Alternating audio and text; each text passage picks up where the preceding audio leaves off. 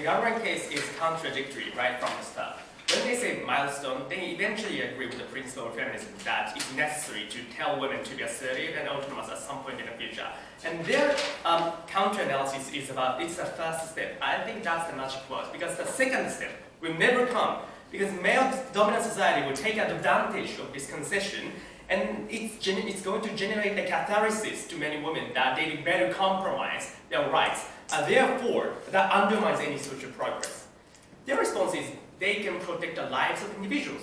But if the accident happens, if the killing happens, we are happy to punish oppressors, but not the victims. This is our stance. We believe oppressors are responsible for their actions, but not the victims. It's unfair to punish victims and take away choices for victims and weaker side. And therefore, we are happy to take non-concession policy or non-compromise policy.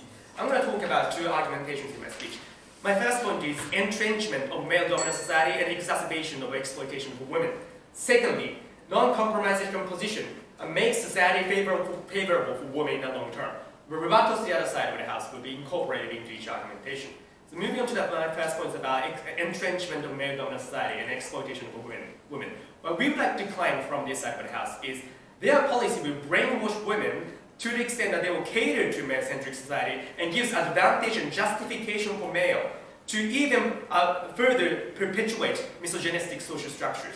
There are two logics for that. Number one, the pre-existing power imbalance in the real society, as they have conceded, men already have powers to oppress women and make them subordinate and objectify women.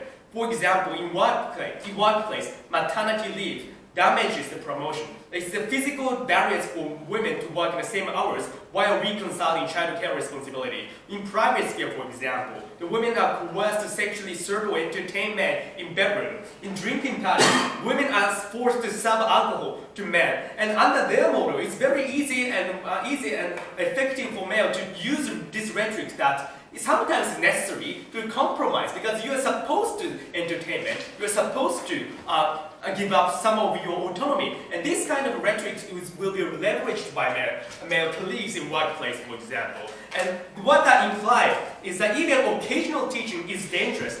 They call it milestone, but it completely shut down the possibility that women can stand up and vocalize their grievances. The second logic is that it generally and drastically shut down many potential options, thereby undermines liberation from traditional gender narrative. The social expectation shapes the calculation of women and nudge women to choose options otherwise they wouldn't have chosen. For example, from young ages, women are told by adults that girls are supposed to wear a pink dress, for example. You are not supposed to use toys such as Lego. You are not supposed to watch films like battle actions. You are not supposed to learn engineering or computer engineering. You are not supposed to do karate or boxing, right? This respective incident is small, but when the individuals collectively experience these kind of things, they will gradually internalize sexism, internalize misogynistic social cultures. Therefore, they naturally believe that it is natural for them to get married to someone rich and stay at home. This kind of subconscious internalization is extremely dangerous because when they become such as teenagers, they believe as if it is their honest will to compromise going to university. They believe as if it is their honest belief that they compromise being doctors in the future. It's very dangerous that people are implanted with this kind of narrative and believe that it is their own choice and their own will. This is a social construct implanted by male society. Why is this important? They say protection of lives is important. But we are more than happy to accept short-term barriers and short-term problems. Any social movement comes with violence. Any social movement, maybe even civil rights movement, came with violence and backlash. But that is necessary to attract attention from society. It is necessary that these kind of news will gravitate the discourse so that people became aware about the necessity of changing social structures. This kind of news highlights the evil-mindedness of male and misogynistic social structures. Therefore, as a social movement, we are happy to accept that kind of risk as a trade-off for longer-term betterment for society. Before moving on to my second argument, do you have any further information? Yes. The virus, it doesn't mean change the society. For example, China, there is violence and many people killed by the Chinese government, the Chinese armies, right? And nobody stand right now There's two responses. Firstly, what would you like to claim is that that kind of violence sometimes is necessary for social movement to leverage to change society. Not all the circumstances, but there are some circumstances in which that is effective. Your burden of proof is why in all circumstances, non-violence is an absolute value that social movement should pursue. But secondly, that's my second argument, how our policy of non-concession isn't effective. We believe that teaching girls never to compromise their autonomy is very necessary in order to dismantle the current male-centric social structures.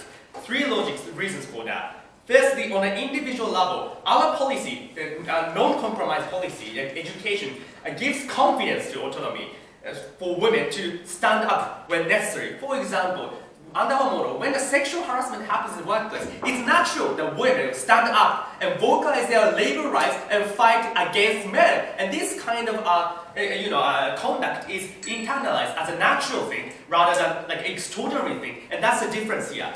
Secondly, on a social level, socio-economic level, on our side of the house, we can expect a culture of collective unification. There are so many role models in society or companies, like executives who are women in a corporation. And these role models are necessary as a trickle down to a larger number of women in the social structures. And this is necessary as a social ladder. They believe that some male colleagues have incentive to make women promoted. No, that's not going to happen. When the male interest and the female interest in a trade-off, male prioritize male interests. Therefore, it is necessary to have female executives or politicians or a position with a higher social status in order to accelerate social ladder.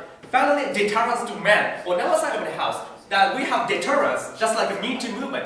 When men try to oppress women are going to fight back to you. And this kind of narrative is necessary to remove motivation from male to entrench oppression against women. So for all these reasons, we are happy to punish oppressors, not the victims. And that's the responsibility of the social movement. We are happy to oppose. Thank you. Well, let's thank the speaker for the remarks. Now I'd like to call upon the member of the government to extend on its case for the reference. Here, here.